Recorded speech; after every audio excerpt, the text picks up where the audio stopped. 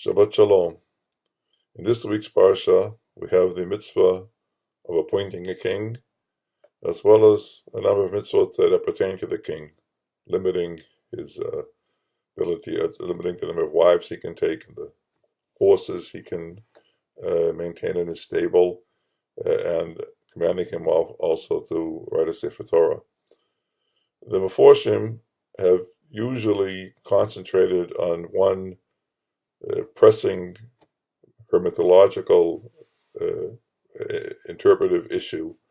That is the apparent contradiction between our parsha, which makes it look as if we're supposed to appoint a king, and the story of what actually transpired with the first king and his appointment, Shaul and Navi Shmuel, where it was clear that the Navi, of course, speaking with the inspiration from HaKadosh Baruch Hu, did not like the idea of appointing a king. And most Meforshim choose a tack which tells us basically that appointing the king is a mitzvah and the proper thing to do, but the way the Jews asked for it, as it's described in Sefer Shmuel, was inappropriate. Today we're going to look at the approach of a scholar of the Torah, and a scholar of philosophy, and a scholar of real life, Yitzchak Abrabanel, who has a very different approach. Yitzchak Abrabanel, as I'm sure you know, lived at the end of the 15th, the beginning of the 16th century. That is, he was part of the Dor Gerush. He was one of the Jews who were forced to leave their birthplace in Spain in the expulsion of 1492. But he also was forced out of it in a very high office at the court, which he chose to leave rather than to convert. So what's interesting and very relevant to the topic of this parsha and of this video is that Abrabanel, in addition to being a very insightful and incisive commentator on Tanakh, had a very sound, thorough education in philosophy, particularly political philosophy, and what we would call maybe government in our own day.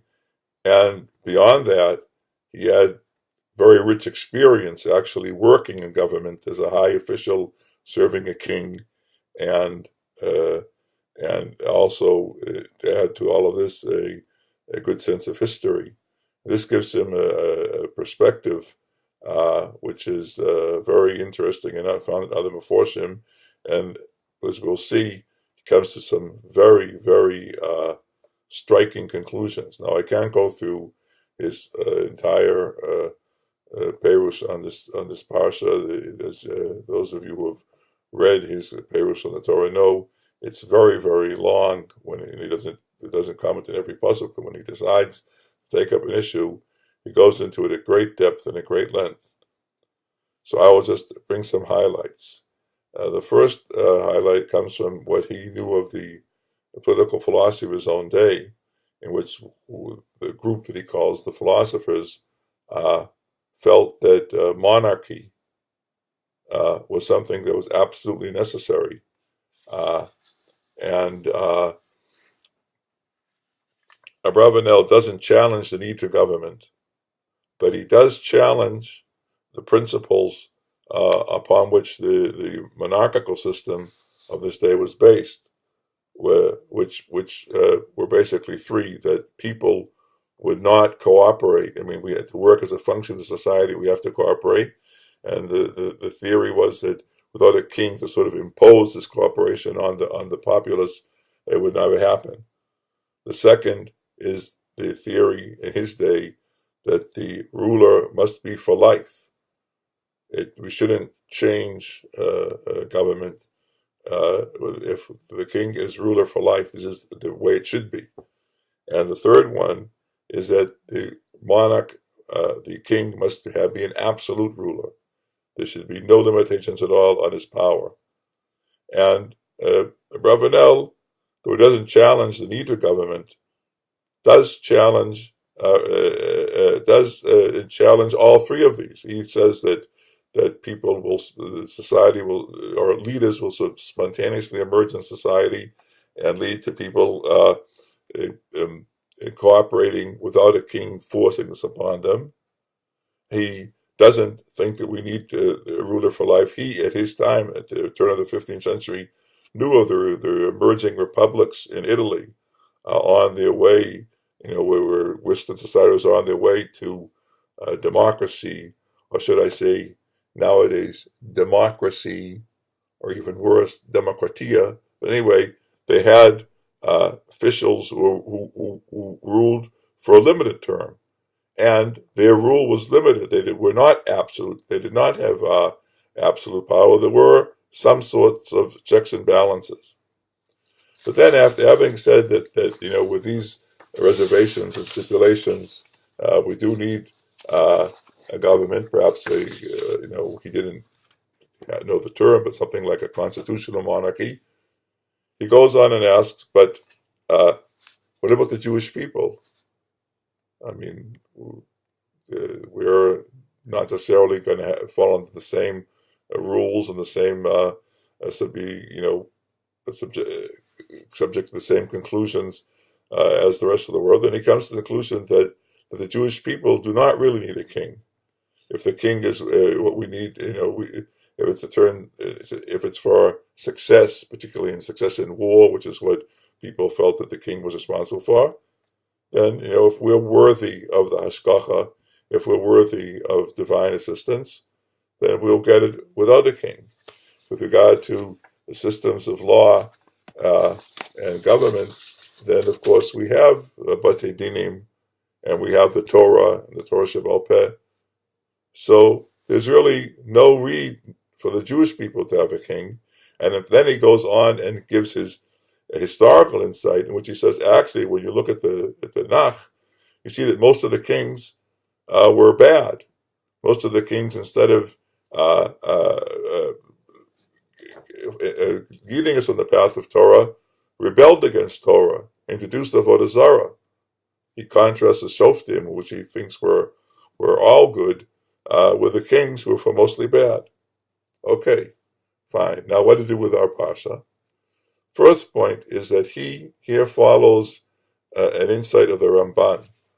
The Ramban points out that the parsha on Kings begins with an introductory pasuk. Ki tavo al haaretz, asher Adonai Elohecha noten lach, v'rishta v'yashavto ba, v'amarta asimu alai melech, k'chol hagoyim asher svivotai. And then som tasim alecha melech. Now this ki tavo al haaretz, to make a long story short, is not telling us, if this will happen, but it's saying when it happens. The Ramban is a theory that the Torah has embedded in it, and particularly in the language, for those who are sensitive to it, a lot of predictions about the future. And that the Torah actually, with all the Meforshim, as I said at the beginning, being interested in the contradiction between the Torah's commandment and the story in Shmuel, the Torah is actually hinting about the story that will happen. The Jewish people will demand a king. But then, that's the Ramban so far. But now, Abrabanel takes us off on a very different direction. Because he says here that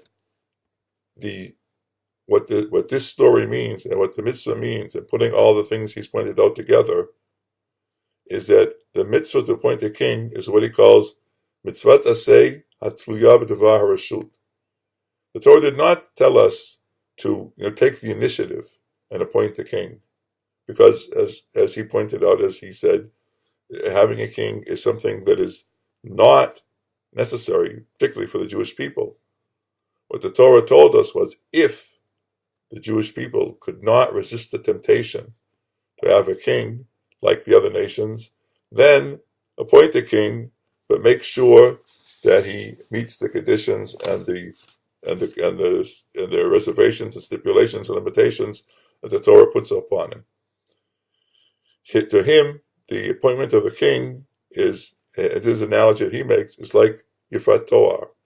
Yifat Torah is an issue which it came up in Israeli media not so long ago, as some of our internal homebred Jewish anti-Semites decided to make an issue out of it and get some nice headlines.